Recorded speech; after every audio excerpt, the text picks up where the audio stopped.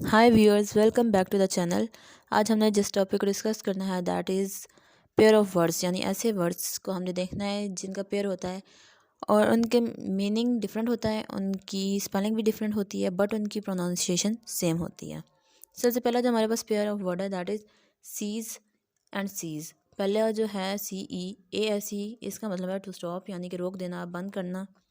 इसका सेंटेंस देखिए, the factory has ceased making bicycles, यानी कि फैक्ट्री ने बाईसाइकिल्स बनाना बंद कर दिया। नेक्स्ट हमारे पास वर्ड है सीज।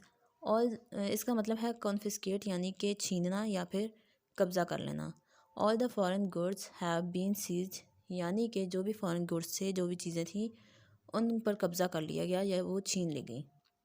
नेक्स्ट हमारे पास वर्ड है सेज, और सेज का मतलब होता है ब्लॉकेज, यानी कि रुकावट कह सकते हैं, और इसको आप मुहासरा करना भी कह सकते हैं।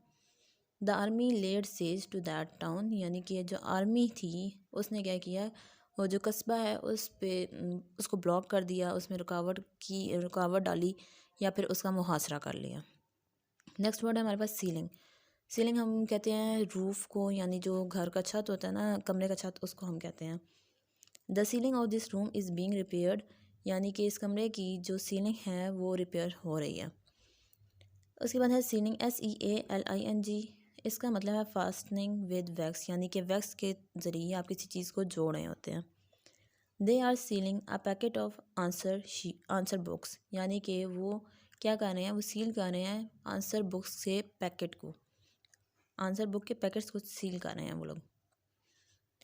नेक्स्ट हमारे पास जो पेयर ऑफ वर्ड है दैट इज़, का मीनिंग है हमारे पास a small room of a prison, यानी जो कैदियों का कमरा होता है छोटा सा, उसको हम कहते हैं cell. A cell, all criminals are kept in separate cells, जितने भी कैदी हैं उनको सेपरेट सेल्स में रखा गया, यानी कि सेपरेट जेलों में रखा गया। नेक्स्ट हमारे पास वर्ड है sail, to begin a voyage, यानी वॉयज हम कहते हैं समुद्री सफ़र को कहते हैं, और सेल का मतलब है कि समुद्री सफ़र करना, समुद्री जहाज़ पर समुद्री सफ़र करना। ही सेल्ड फॉर इंग्लैंड, यानी वो समंदर के ज़रिए इंग्लैंड की तरफ रवाना हो गया। Seller, underground room for storing wine, यानी कि आपके पास अंडरग्राउंड रूम होता है और उसमें आप क्या स्टोर करते हैं, वाइन को, यानी शराब को। He took out 5 bottles of wine from the cellar, उसने सेलर में से 5 बोतलें वाइन की निकाली। उसके बाद हमारे पास सेलर, SELLER, और इसका मतलब है वन हु सेल्स, यानी कि वो शख्स जो कि कुछ बेचता हो। He is a book seller, यानी कि वो किताबें बेचता है। फिर है हमारे पास सेलर, SAILER। ऊपर वाला SAIL था तो हमें पता लगा कि समंदर से रिलेटेड बात हो रही है, यानी समुद्री सफ़र की। अब यहाँ पे देखें SAILE आ रहा है तो यहाँ पे आप उसको रिलेट कर सकते हैं सी से, और इसका मीनिंग है असी मैन, यानी कि समंदरी आदमी, यानी जो समंदर के आसपास रहता हो या वहाँ पे काम करता हो। और इसका सेंटेंस हुआ, a sailor is out on the sea for days together, यानी कि जो सेलर है वो 2 दिनों से समंदर पर गया हुआ है या समंदर पर ही है। इसी तरह आप सेलर और सेलर को याद रख सकते हैं, एक सी से स्टार्ट हो रहा है और एक एस से स्टार्ट हो रहा है। जो सी से स्टार्ट हो रहा है उसका मतलब है कि कोई अंडरग्राउंड रूम है और वहाँ पे स्टोर है वाइन, और दूसरा जो सेलर है उसका मतलब है कोई भी शख्स जो कुछ बेचता हो। अब वो कुछ भी बेच सकता है, बुक्स बेच सकता है या कोई भी चीज़ जो वो बेचता हो, उसको आप सेलर कह सकते हैं। नेक्स्ट जो हमारे पास वर्ड है दैट इज़ सेमेट्री। इसका मतलब है द ब्यूरल प्लेस, यानी कि आप इसको उर्दू में कहते हैं कब्रिस्तान, जहाँ पे मुर्दों को दफनाया जाता है, मैयत को। They carried the dead soldiers to the cemetery, यानी कि वो जो डेड सोल्जर्स थे उनको कहाँ ले गए, कब्रिस्तान में। उसके बाद जो हमारे पास वर्ड है दैट इज़ सेमेट्री। दोनों की प्रोनाउंसिएशन सेम है और स्पेलिंग डिफरेंट है और मीनिंग भी। इसका मतलब है ड्यू प्रोपोर्शन।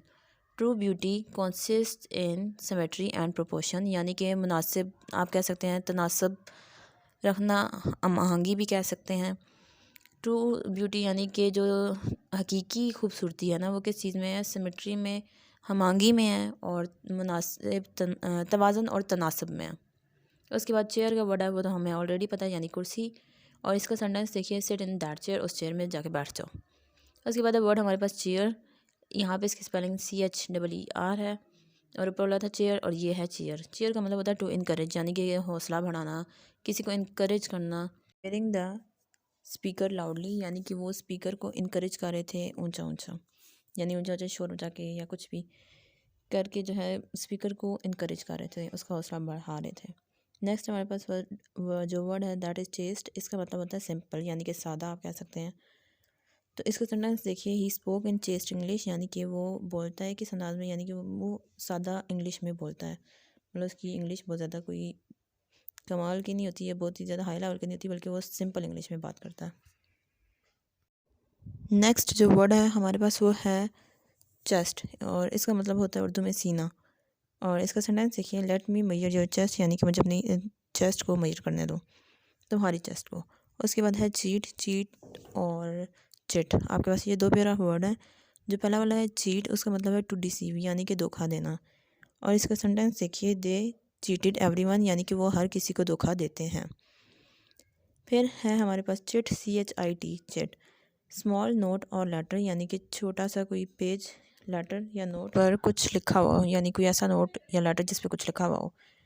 इसका सेंटेंस देखिए, don't carry chits into the examination hall, यानी कि एग्जामिनेशन हॉल में आप कोई भी चिट वगैरह लेके जाना मना है या नहीं लेके जानी। उसके बाद है जो हमारे पास नेक्स्ट पेयर ऑफ वर्ड है that is check and cheque. दोनों की स्पेलिंग डिफरेंट है, प्रोनाउंसिएशन सेम है और मीनिंग डिफरेंट है। पहले वाला जो चेक है CHECK, इसका मतलब है टू कंट्रोल, यानी कि किसी चीज़ को कंट्रोल में रखना, काबू में रखना। और इसका सेंटेंस देखिए, he check the speed of the car, यानी कि उसने जो कार की स्पीड है उसको चेक किया, यानी कि कंट्रोल किया। उसके बाद जो हमारे पास लास्ट वर्ड है वो है CHEQUE, चेक, यानी जो हम चेक यूज़ करते हैं ना बैंक में, उसके बारे में बात हो रही है। A return order for money to a bank, यानी कि ये एक तरह से रिटर्न ऑर्डर होता है और बैंक की तरफ होता है, यानी बैंक में हम यूज़ करते हैं। और इसका सेंटेंस देखिए, I gave him a cheque for 10,000, यानी मैंने उसे 10,000 का चेक उसको दिया था। ये थे आज के आपके pair of words. I hope आपको समझ आई होगी। Thank you.